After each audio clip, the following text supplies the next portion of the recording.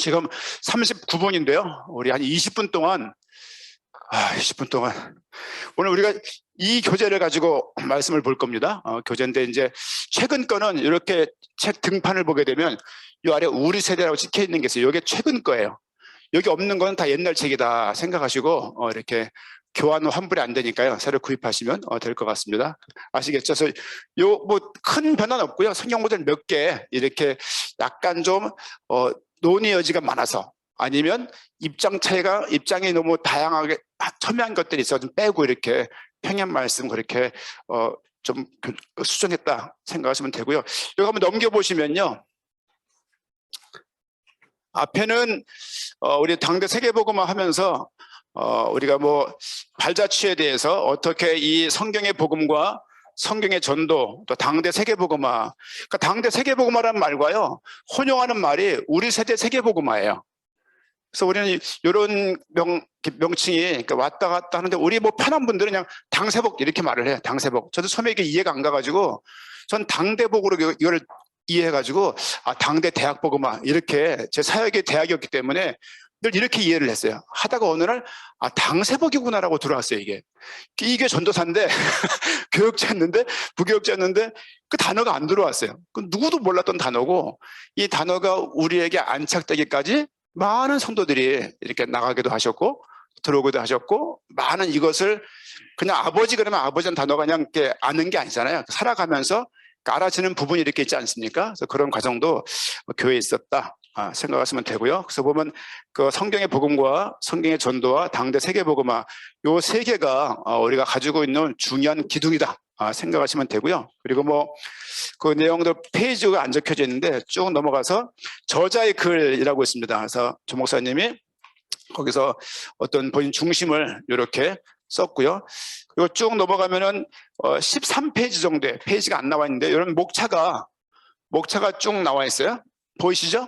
저는 이제 이 목차가 중요하다고 생각을 해요. 왜냐하면 조 목사님은 그 좀 달라요. 많이 보는 시각이 좀 달라요. 그래서 처음에 저 같은 경우는 교인들이 주로 대화할 때 녹음을 해요. 막 헤어진 다음에 그 녹음된 걸 서로 들어요. 무슨 내용이지라고 말하는 서로 다 달라요. 다 달라. 그러니까 말이 생략적이고 되게 직관적이에요. 이렇게 직관적. 그래서 그 말을 이해하기가 쉽지 않을 때가 많은데 그래서 교재 또한 그런 구조에서 편성이 돼 있다. 성경도 저자 의도하는 게 중요하잖아요. 모세오경 왜 썼어?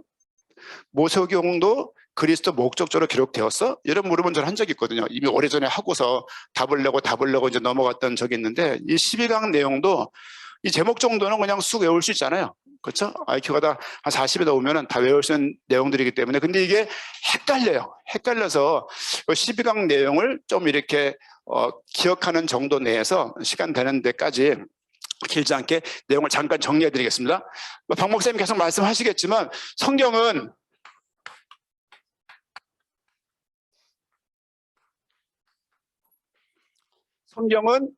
그리스도 목적적으로 기록됐습니다. 처음 듣는 얘기입니까? 구속사를 공부하다 보게 되면 이 단어 많이 나와요. 어떻게 또 말을 하냐면 그리스도 중심적이다. 그리스도 지향적이라는 이야기를 구속사를 공부하다 보게 되면 단어가 계속 나와요. 구속사의 핵심이 뭐냐면 그리스도가 탄생하실 거야. 그리스도가 죽으실 거야. 그분이 부활하실 것이고 그분이 승천하실 것이고 그분이 재림하신다가 구속사가 가지고 있는 키워드예요. 근데 당대 세계복음화를 하면서 역시나 성경을 뭐 다른 많은 관점 볼 수 있잖아요. 하나님 나라 관점으로 언약 관점으로 뭐 땅 관점으로 많이 볼 수 있는데 당대 세계복음화 하는 사람들은 어떻게 성경을 볼까? 제가 이제 좀 객관적으로 보려고 보니까 보여지는 부분이 이런 부분들인 거죠. 또 실제 이 부분으로 성경이 구성이 되어 있음을 알 수 있고요. 성경을 보게 되면 모세오경 있죠? 모세오경은 창출레민신이에요. 창출레민신. 그래서 모세가 쓴 5가지 글이죠. 그래서 이게 창세기가 일본어로 쓰여진 것인지 레위기가 일본어로 쓰여진 것에 따라서 조금 이해도가 달라지는 부분도 있어요. 그건 다음에 좀 생각하고요. 모세오경을 볼 수 있고요. 모세오경의 성경을 구조를 보게 되면 모세오경이 있고 구약에 역사서가 있고 시가서가 있습니다. 시가서, 욥기, 시편, 잠언전도, 아가서. 그 다음에 뭐가 있죠? 선지서가 있다라고. 이게 구약 성경의 구조예요. 이게 39권이잖아요. 모세경이 모세 5경인데 6권 이런 사람이 있어요. 5경이 5권 이런 얘기죠. 이렇게 5권. 역사서가 12권, 시가서가 5권, 선지서가 이사야부터 말라기까지 17권에서 17, 17, 5, 39권이 되는 거거든요. 그렇죠? 신약 성경을 보게 되면 뭐 다 아는 부분이지만 사복음서가 있고요. 마태, 마가, 누가, 요한이고요. 구조가 비슷해요. 모세경의 느낌과 사복음서의 느낌이 왠지 모르게 이렇게 좀 비슷한 느낌이 많이 들죠. 사복음서는 4권이죠. 그리고 신약의 역사서라고 말할 수 있는 사도행전. 사도행전이 유일하게 신약의 역사서라고 말할 수 있고요. 역사는 뭐냐면 어떠한 사실에 대해서 그 기록하는 사람이 어떤 서술하는 게 역사라고 말할 수 있거든요. 사도행전이 그 다음에 있는 게 서신서. 뭐 이게 한 권이고요. 뭐 계시록까지 말씀을 드린다라면, 그렇죠? 우리 전체를 해서 이게 22권에서 이렇게 27권으로 구성이 되는 걸 알 수 있습니다. 이 말씀을 왜 드리냐면 이 교재가 어떻게 구성되어 있는 말씀을 이제 들으려고 그러는 거예요. 모세경에 제일 먼저 뭐가 등장할까요? 그러니까 이 모세경이 가지고 있는 어떤 특징적인 부분이 있어요. 시내산에 올라가서 받은 메시지가 있어요. 그게 뭡니까? 레위기예요. 레위기를 레위인들에게 하나님이 제사를 이렇게 드려라. 제사는 요런 게 제사가 요렇게 있다. 그리고 이런 방법과 이런 규칙에 의해서 만들어서 제사를 지낼 것을 말을 한 책이 레위기예요. 그 레위기를 왜 주셨는데 누가 주신 건데 그분이 하나님이야라고 말해서 창세기를 주시는 거예요. 이렇게 볼 수도 있고요. 출애굽을 했는데 생각해 보세요. 애굽에서 200만 인구가 모였으면 광명에 34만 명이에요. 자, 광명에 있는 설씨만 안양천에 몇 월 며칠까지 다 모여. 다 모일까요? 그러면 전국에 있는 우리 이훈 삼촌을 아는, 전국에 있는 이훈 목사님을 아는 사람 안양천 다 모여려면은 한 번에 모일 수 있을까요? 애굽에 있는 이스라엘 백성들이 다 모였다고 생각을 해보세요. 오늘 카톡 해갖고 모이겠냔 말이야. 못 모여요. 이 과정도 큰 절차가 과정이 있었을 거예요. 이렇게 전달도 무슨 뭐 카톡 SNS를 했을까요? 그냥 인편으로 했을 거냐. 인편으로 이렇게 야 모이래 해서 누가 왜 있는 거죠. 그렇게 하다가 어떻게 하다가 뭐 하나님께서 어떤 재앙을 주시고 기적을 주시고 홍해를 건너게 했는데 길을 가는데 어디 가냐고 자꾸 묻는 거예요. 어디 가는데? 어디 가요? 왜 가요? 누가 가린 거예요? 자꾸 묻잖아요. 그래서 쓴 책이 창세기예요. 우리를 부르신 분이 하나님이시고 그리고 인간에게 이런 문제가 있었고, 그렇죠? 그리고 아브라함이 했던 이야기, 창세기 내용은 아브라함 얘기가 거의 5분의 4예요. 그러니까 5분의 4 정도가 다 아브라함과 관련된 이야기. 창세기는 많은 걸 말하고 있지만 아브라함과 관련된 이야기, 아브라함을 말하기 위한 확률이 높다는 생각을 할 수가 있고 그 이야기를 또 로마서에서 받아가지고 아브라함처럼 구원하겠다라고 또 말을 하고 있는 걸 보게 되면 아브라함과 다윗 자손 이런 걸 보게 되면 아브라함의 이야기가 얼마나 창세기에서 중요한 걸 알 수 있어요. 어쨌든 인간이 사단으로 말미암아 인간이 단절되었다는 것이 창세기 3장에 나와 있는 인간의 문제, 이 문제를 해결할 때 필요한 것은 제사였어요. 그 죄된 몸으로 나갈 수 없으니까 거룩해져야 나갈 수 있는 거예요. 거룩한 백성으로 살아야 되는 거거든요. 하나님이 거룩하시니까. 거룩해서 거룩해진 게 아니라 제사를 통해서 거룩해지는 거예요. 우리가 구원받을 만한 행동을 했기 때문에 구원받는 것이 아니라 하나님께서 구원하셨기 때문에 구원이 된 것이죠. 그렇죠? 그런 부분들, 제사장 이런 부분들이 구약에서 모세경의 제사장이라는 말이 제일 많이 나와요. 이 단어가 제일 많이 나와요. 여기서. 그러면 예를 들면 짜장면 이야기가 가득한 책이 있어요. 짬뽕도 나오고 떡볶이도 나오는데 짜장면 이야기가 되게 많아요. 이 책은 뭐에 대한 책이에요? 짜장면에 대한 이야기죠. 강아지똥에 말씀드렸죠. 뭐 강아지도 나오고 병아리도 나오고 또 뭐가 나오죠? 소가 나오고 참새가 나와요. 그 참새가 얼마나 아름다운가를 다루고 있나요? 여기서? 강아지 똥 아세요? 예. 20대 초반만 알고 있는데 지금 69년도에 나온 동화책이에요 이게. 요즘 거 모른다. 요즘 게 아니라 69년도에 나왔다가 73년도에 동화책으로 됐거든요 이게요. 거의 대부분 다 알거든요. 그러니까 그 내용의 책은 뭐냐면 강아지도 주인공이 아니고 똥이 주인공이에요. 똥이 가지고 있는 똥은 자신에 대해서 너무 자학하고 자신이 작다고 생각하고 쓸모없다고 생각했는데 그 똥이라는 친구가 자기를 승화시킴으로 민들레 꽃을 피워요. 이게 이제 얘기의 결말이거든요. 그러니까 간단한 동화책도 기록의 목적이 있잖아요. 하물며 성경의 기록의 목적이 없겠냐고요. 모세오경의 기록의 목적이 없겠냐고요. 창세기가 기록의 목적이 없겠냐고요. 있단 얘기죠. 그 있단 얘기를 우리가 그리스도 목적적으로 봐야 된다고 말씀을 드리는 것이고, 왜 그런가를 좀 이렇게 설명을 드리는 겁니다. 제사가 제사장에 나오고요. 역사서는 뭐가 제일 많이 나올까요? 역시나 만왕의 왕이신 왕이 하나님의 말씀을 따를 수 있는 그 왕이 필요한 거예요. 사사기에서도 왕이 필요하다고 말을 하고, 다윗을 세우기 위해서 사사기와 룻기와 사무엘상 전반부가 다윗을 세우기 위해서 막 기초 작업을 해요. 기록한 이유가 룻기를 왜 세웠냐? 사실은 다윗의 조상을 낳는 과정이 그게 룻의 얘기 말하려고 하는 것이 아니고, 그거 보게 되어지면 왕의 역할을 말하려고 하는 것이고요. 시가서는 개인적인 신앙 고백이니까 주관적이니까. 하지만 로마서 같은 가장 합리적인 책에 가장 많이 인용한 책이 시편이다. 시편은 되게 주관적인 책이거든요. 읽어보면요, 전 잘 이해할 수 없는 내용들 너무너무 많아요. 아, 이런 느낌인가? 뭐. 근데 실제 그 내용을 보게 되면 사도 바울이, 그 합리적인 분이, 그 사도가 시편을 가장 많이 인용을 하고, 멜기세덱의 반열을 따라서 메시아가 올 것을 시편도 말을 하고 있어요. 그 이야기를 또 인용을 하고, 신약에서. 뭐 개인적인 신앙 고백이니까 둔다고 치고요. 선지서에서 뭐가 제일 많이 나오냐면 이런 단어가 가장 많이 등장을 해요. 제사장은 그야말로 중보하면서 백성들의 죄를, 인간 대표로 나가서 죄를 속하는 역할을 하는 것이고, 율법이 무엇인지 제사가 무엇인지를 가르치는 역할을 하는 사람이 제사장이에요. 그래서 항상 가르치고 모세경 율법을 보존하고 관리 유지하는 역할이 제사장의 큰 역할입니다. 가르치는 역할. 그렇죠? 가르치는. 왕은 뭐냐면요, 왕은 목자의 개념이 있어요. 구원자이면서 다스리는 자이면서 목자 역할을 해야 돼요. 양을 먹이고 돌보고 아프면 치유해주는 역할이 왕의 역할입니다. 그렇죠? 또 선지자 역할은 뭐냐면 하나님과 가장 맞닿아 있는 사람이라고 말할 때 세 명 중에 항상 선지자를 의미해요. 그 사람의 말은 100% 하나님의 말이야, 이렇게 백성들의 이해를 했어요. 그래서 그는 유일하게 기름 붓는 행위를 누가 하냐? 선지자가 해요. 다윗 세울 때 사무엘이 나가서 그에게. 그렇죠? 그러니까 이런 부분을 보게 되어지면 어쨌든 세 직분, 제사장과 왕과 선지자가 구약을 보니 등장하더라. 이들의 특징은 모두 다 머리에 기름 부음을 받고 임명되었던 사람이에요. 머리에 기름을 부음 받은 자, 그것이 원어로 뭡니까? 우리가 그냥 그리스도라고, 우리 기독교라고 말하는데, 기독 한문으로는 기독이고요, 그냥 그리스도, 크라이스트 이렇게 부르는 거예요. 그러니까 메시아가 구약말로 메시아, 신약말로 뭐 크리스토스 이렇게 말하잖아요. 근데 그 말이, 그리스도라는 이 말은 뭐냐면 머리에 기름 부음 받은 자. 아, 이 사람들은 전부 다 그리스도야. 머리에 기름 부음 받은 자라고 말하는 거야.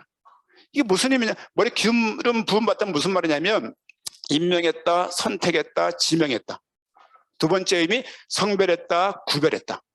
마지막 의미 어떤 위임했다, 부여했다, 그런 의미를 가지고 있는 단어예요. 그들 임명한 거고 지명한 것이고, 또 그들을 구별한 거고 성별한 것이고, 그들에게 뭔가 역할을 위임한 것이고, 그렇게 할 수 있도록 그에게 큰 권한과 권력과 능력을 부여주시는 거예요. 그런 의미에서 그리스도인 것을 우리가 너무 잘 알고 있죠. 처음 듣는 분 안 계시죠? 처음 듣는 분 같은데 그런 의미가 구약 기록의 큰 목적인 거예요. 구글조절한 게 많이 있는데 그런 의미입니다. 신약을 보게 되어지면, 신약은 사복음서는 뭘 말하고 있나요? 구약은요, 메시아가 어떤 사역을 했는지를 말하고 있어요. 어제도 말씀을 드렸는데, 구약은요, 오래된 약속은 메시아가 어떤 사역을 했을까, 사역을 말을 하고요.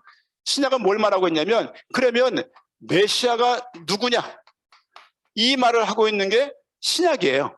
큰 요약하게 되면. 그럼 구약에서는 메시아 사역을 말하고 있다라고 말하면, 아, 메시아가 제사장과 왕과 선지자 역할을 해야 되는 것이구나를 알 수 있는 거예요. 왕은 백성들을 보호하고 치유해주고 돕고, 선지자는 하나님의 뜻과 올바른 길들을 알려주는 역할을 감당하고, 제사장은 백성들의 죄를 사해주고 그들에게 올바른 율법과 제사의 의미를 계속 가르쳐주는 역할들을 누가 하냐? 제사장이 하는 거예요. 이런 역할들을 메시아, 사역을 말하고 있다라면, 증언하고 있다라면, 아, 제사장과 왕과 선자를 구약에서는 결론적으로 말을 하고 있구나. 그럼 신약에서는 최소한 이게 짝이라면은 신약에서는 최소한 이거를 여기다 말을 뭔가를 해줘야 되는 것이죠. 신약은 뭘 말하고 있냐면 갑자기 여긴 메시아를 말하고 있고요. 메시아. 여긴 갑자기 예수님을 말하고 있어요. 예수님이 탄생을 어떻게 했다. 동방박사가 왔다. 그들이 경배했다. 새벽 별이 떴다. 그리고 그리스도 어디 날 것이냐 누가 물었다. 그리고 세례 요한의 어머니가 마리아를 보고서 찬양을 하고 복된 여자라고 말을 하고 아브라함과 다윗의 자손이라고 말을 하면서 아브라함과 다윗의 씨로 올 메시아라는 그 관계된 말들을 말하기 막 시작하는 거예요. 사복음에서 뭐냐면 예수님이 탄생했다. 이 탄생이 예사롭지 않은 거예요. 보니까. 그리고 그분이 십자가의 결과 죽으세요. 이게 예언될 때요. 이스라엘 내에 이런 형벌제도가 없었어요. 그 당시에 예언됐을 때. 페르시아에서 나온 형벌제도거든 이게요. 로마인들이 그것을 갖죠. 원래 이거 예언됐을 때는 이스라엘 내에 그런 형벌제도가 없었다. 근데 없는데 메시아가 오게 되어지면 십자가 죽을 것이 예언되어 있어요. 성취되는 거예요. 그리고 실제 그분이 부활할 것이다. 여기까지 누가복음 하반절에서 승천할 거라고 잠깐 말하고 끝나요. 24장에서. 그러면서 사도행전에서 승천을 말을 하면서 사도행전이 시작이 되죠. 미리 말씀하시지. 올라가시면서 본구대로 오겠대요. 그들은 재림을 언약으로 잡은 게 아니라 그냥 당연히 당연한 거예요. 그걸 왜 봤으니까 당연히 온다고 생각하는 거예요. 당연히. 그렇죠? 그러면서 승천을 말하고 있고 예수님이 탄생했고 죽는 것을 봤고 부활한 것을 보고 승천한 것을 보고 승천할 때 뭐라고 말씀하십니까? 내가 다시 오겠다라고 재림을 말씀하시는 거예요. 그렇죠? 그러면 이미 탄생했고 이미 죽으셨고 이미 부활했고 이미 승천했잖아요. 다 끝난 거예요. 남아있는 언약은 우리 12강에서 재림밖에 없는 거예요. 아, 신약 재림이 우리에게 주어진 신약인가를 알 수 있는 거예요. 아, 그분이 오셨구나. 그래서 예수를 그리스도라고 말할 수 있는 거예요. 이런 걸 보니까. 이 내용은 신약은 전적으로 구약을 의존해 있어요. 구약은 예언이면서 신약은 성취거든요. 그러면서 십자가 돌아가실 때 말씀드렸죠? 이게 지성소가 원래 5m예요. 5m 높이가 18m예요. 18m. 그래서 마가복음 보게 되면요. 이 휘장이 한 25cm가 찢어진 게 아니라 18m가 쫙 찢어져갖고 하나가 두 개가 된 거예요. 두 개가 되면서 밖에서 안이 훤히 보일 정도로 열려버린 거예요, 이게. 휘장은 자기 몸이라고 말씀하시면서 골고다에서 돌아가실 때 휘장이 쫙 나눠지면서 하나님께 나가는 길이 열린 거예요. 더 이상은 제사할 필요가 없는 거예요. 이 모든 제사를 그분이 딱 세웠어요. 왜? 그분은 참 제사장으로 신약 때 오신 거예요. 사탄의 문제를, 그렇죠? 왕이신 예수님께서 그분이 메시아라는 증거로 사탄의 머리를 깼었다는 그 말씀을 성취한 걸 보여주시는 것이죠. 그리고 그분이 선지자라는 증거로 하나님 만나는 길을 내신 거예요. 그래서 그분을 참 제사장, 참 왕, 참 선지자라고 말할 수 있는 거예요. 이렇기 때문에 우리는 성경은 그리스도 목적적이다라고 말을 하는 것이죠. 이렇게 빨리 말씀을, 계시록은요, 말씀드렸죠? 어린 양이라는 단어가 어디 제일 많이 나온다고요? 어린 양? 원래 어디에 제일 많이 나와야 돼요? 레위기에 제일 많이 나와야 돼요. 제사에 대한 거니까 13번 나와요. 요한계시록에 27번 나와요. 요한계시록에 어린 양을 많이 말할 계제가 아니에요. 죄짐에 대해서 말하고 있는데 왜 어린 양을 많이 말을 해요? 근데 뭘 말하고 있냐면 어린 양과 왕에 대한 이야기가 굉장히 많아요.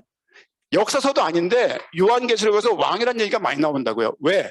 어린 양이신 그분이 원래 그분은 왕이었어요. 그렇죠? 너희 구원을 위해서 속죄한 어린 양이 되셨지만 실제 그분은 원래 왕이었던 거예요. 왕이신 그분이 이 땅에 오신다가 요한계시록인 거예요. 이 내용을 보게 되면 철저하게, 자, 이게 무슨 숫자입니까? 그리스도라는 단어가 나온 숫자예요. 524회예요. 믿음 찾아보세요. 사랑 찾아보세요. 몇 글자 안 나와요. 전도, 복음, 성령 찾아보세요. 글자 몇 개 안 나와요. 524회가 나온 게 그리스도란 단어만 524구절이 나와요. 신약에만. 예표한 거 말고요. 상징한 거 말고 그리스도란 단어만 524회가 나와요. 4구절이 나와요. 이건요, 저는 이걸 세본 다음에요. 얼마나 감사했는지. 이걸 또 세고 앉았어요. 제가 세면서요. 야, 참 뭐하냐 그랬는데 이게 너무 좀 깊은 거 있죠. 1강을 보게 되면요. 1강 성경에는 복음이 실려졌기 때문에 성경의 복음이라고 말을 해요. 1강 성경의 복음. 그 다음에 성경의 복음에서 제일 먼저 나오는 인간에 대한 얘기가 무슨 얘기예요? 복받은 존재, 하나님의 형상을 닮은 복받은 존재라는 것이 2강입니다. 이들에게 언약을 주셨어요. 근데 그들에게 문제가 시작돼요. 문제의 시작이 3강이에요. 문제가 시작됐는데 그건 단순히 경제 문제가 건강 문제가 아니고 문제의 본질을 보니까 실제 이 문제는 사탄으로 말미암아 인간이 범죄하여 하나님과 단절된 문제인 거예요. 이 문제를 해결할 자가 있다 없다 이 땅에 없다. 그래서 메시아를 예언하세요. 그리스도. 이게 5강이에요. 여기까지 구약이에요. 여기까지가 이 구약이에요. 구약이 이렇게 4강으로 요약이 되는 거예요. 신약을 보니까 예수님의 삶을 보니까 예수님이 그리스도시네 라고 말하는 거예요. 몇 강입니까 이게? 6강, 7강.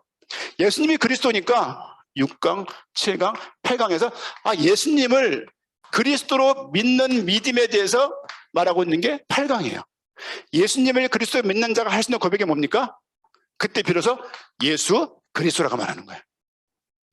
이 사람이 이때부터 신앙생활을 감당할 수 있는 건데 성도의 삶이죠. 신앙생활, 성도의 삶인데 신앙생활에서 믿어야 생활을 할 수 있는 것이죠. 또 보통 교사는 삶을 많이 강조하잖아요. 신앙이 없는데 신앙을 더 가르쳐주는 것이 맞죠.